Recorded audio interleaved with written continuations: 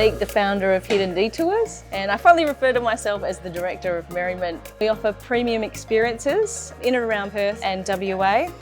I'm that kind of person, that seeker of adventure, so I want to find the weird, the wonderful, the different sort of venues. My friends would always contact me and say, what's the new cool place that's out? So I thought the best way to do this was to hire a bus, get a driver, and go to all the places that I wanted to visit. And it was a hidden bar tour. My friends absolutely loved it, and they said, you've got to do this for other people. This bespoke experience is fantastic. We like to celebrate the hidden places, spaces, and stories on our tours and experiences. You might find us heading to a little hidden bar, going downstairs into the basement, or we might head to a distillery and we'll learn about how gin is made or how whiskey is made. We'll get to taste and smell and touch. Ultimately, we just want people to have a fantastic time, and we want them to learn something along the way.